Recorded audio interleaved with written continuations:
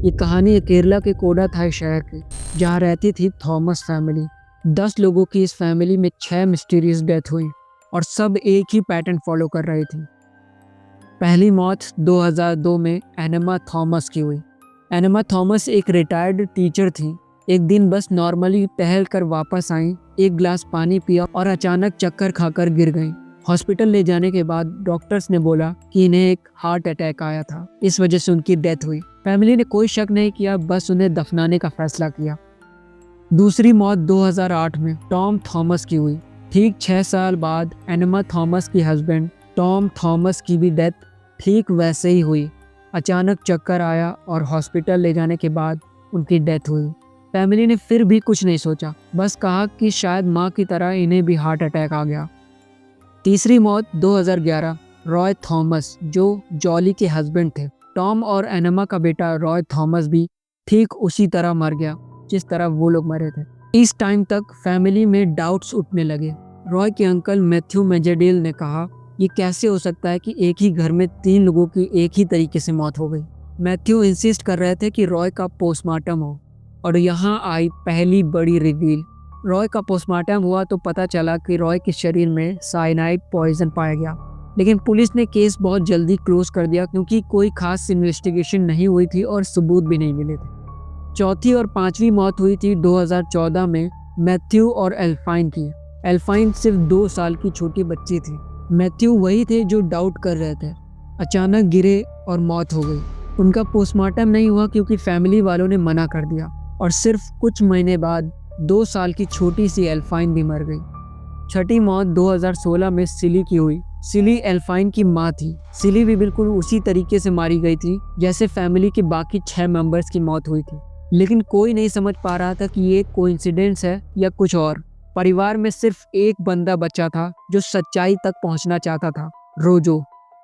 रोजो यूएस में रहता था और अपने घर वापस आने के बाद उसे रियलाइज हुआ कि फैमिली के आधे लोगों की मौत हो गई, वो भी सेम पैटर्न में। तो उसने पुलिस में कंप्लेंट की। पुलिस ने इन्वेस्टिगेशन शुरू की और एक शॉकिंग ट्रुथ सामने आया, जॉली जोसेफ का सच। जॉली, जो सबको एक वेल मैनर्ड, एजुकेटेड और रिलीजियस दिखती थी, एक डेंजरस क्रिमिनल थी। पुलिस ने जब इन्वेस्टिगेशन की तो एक और बड़ा सच सामने आया। जॉली जो कहती थी कि वो एक प्रोफेसर है, वो बिल्कुल झूठ था। 17 साल तक वो रोज घर से निकलती थी, लेकिन किसी भी कॉलेज में काम नहीं करती थी। पुलिस ने जब एनआईटी यूनिवर्सिटी से कांटेक्ट किया तो पता चला कि जॉली वहाँ कभी एम्प्लॉय थी ही नहीं। उसने फेक आईडी बनाई थी, फेक सर्टिफिकेट्स बनाए थे और सबको 17 साल तक बेवकूफ़ बनाती रही। और जब रोजो ने प्रॉपर्टी डॉक्यूमेंट्स देखे तो उसने देखा कि 2011 में रॉय के मरने से 3 महीने पहले उसके पापा टॉम थॉमस ने प्रॉपर्टी का पूरा हिस्सा जॉली के नाम कर दिया था। मतलब जॉली से फ्रॉड ही नहीं, वो एक डेंजरस मैनिपुलेटर भी थी। और जब पुलिस ने उससे सवाल किए तो उसके स्टेटमेंट अलग अलग होने लगे। और फिर हुआ जॉली का कन्फेशन। जॉली ने 2019 में पूछताछ के दौरान अपना सच कबूल किया। जॉली ने बताया उसने पूरे 14 साल तक अपनी फैमिली को धीरे धीरे मारने का प्लान बनाया था। 2002 में एनेमा थॉमस, जॉली को घर का पूरा कंट्रोल चाहिए था, लेकिन एनेमा एक स्ट्रॉन्ग पर्सनैलिटी थी। जॉली ने पानी में बहुत ही कम अमाउंट में साइनाइड मिलाया और एनेमा की जान ले ली। 2008 में टॉम थॉमस, जॉली चाहती थी कि पूरा प्रॉपर्टी उसके नाम हो जाए, इसलिए टॉम को भी साइनाइड देकर मार दिया। 2011 में रॉय थॉमस, जॉली का अफेयर चल रहा था रॉय के कज़न साजू के साथ। साजू रॉय के अंकल का बेटा था। जॉली ने सोचा अगर उसने रॉय को डिवोर्स दे दिया तो फैमिली उसे एक्सेप्ट नहीं करेगी, इसलिए उसने रॉय को भी साइनाइड देकर मार दिया। 2014 में मैथ्यू मेजेडियल, मैथ्यू ने सबसे पहले डाउट उठाया था, इसलिए जॉली ने उन्हें भी साइनाइड देकर मार दिया।